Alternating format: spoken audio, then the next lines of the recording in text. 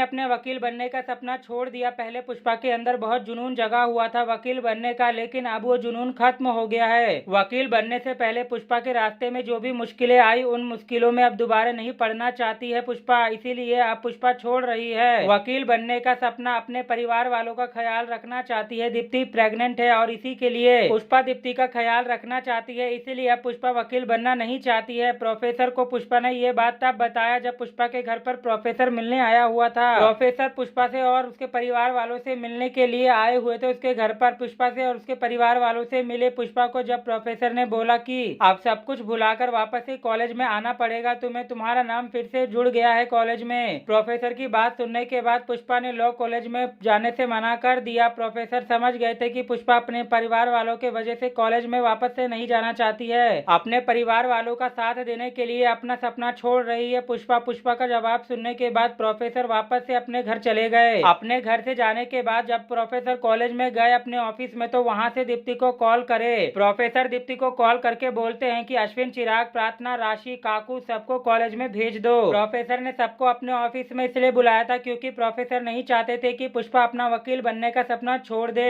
Professor ने सबको बुलाने के बाद उनको बताया कि पुष्पा का सपना है वकील बनना। पुष्पा आप लोगों के वजह से अपना सपना छोड़ रही है। आप लोगों का साथ देने के लिए उसने अपने सपने को त्याग दिया है। पुष्पा ने जब वकील बनने का फैसला किया था तो उसका परिवार उसके साथ खड़ा हुआ था, और अब जब पुष्पा ने वकील बनने से मना कर दिया है तो भी उसका परिवार उसके साथ खड़ा हुआ है। प्रोफेसर ने पुष्पा के परिवार वालों को समझाया कि आप लोगों को बोलना ही होगा कि पुष्पा फिर से वकील बने। पुष्पा का परिवार चाहता है कि पुष्पा वकील बन जाए, लेकिन पुष्पा ने खुद ही पीछे हटने का फैसला कर लिया है। प्रोफेसर ने जो बात बताने के लिए सभी लोगों को अपने ऑफिस में बुलाया था, वो सभी बातें पुष्पा के परिवार वालों को बता दिया। प्रोफेसर जो भी बातें सबको बता रहे थे, वो सारी बातें नैना सुन रही थी। उसे पता चल गया था कि प्रोफेसर पुष्पा को वापस से कॉलेज में लाना चाहते हैं, लेकिन नैना ऐसा नहीं चाहती है। वो फिर से कोई ना कोई चाल चलेगी ताकि पुष्पा वापस से कॉलेज में ना आ पाए। नैना क्या चाल चलने वाली है, आखिर ऐसा क्या करने वाली है जिससे पुष्पा वापस से कॉलेज में नहीं आ सकती है। वो कुछ कर भी पाएगी या फिर उसके कुछ करने या ना करने से पहले ही पुष्पा कॉलेज में आ जाएगी। और ये भी देखना बाकी है कि जब पुष्पा का परिवार उसे वकील बनने के लिए बोलेगा तो क्या पुष्पा मानेगी या फिर उन लोगों को मना कर देगी, बोल देगी कि मुझे नहीं बनना है वकील।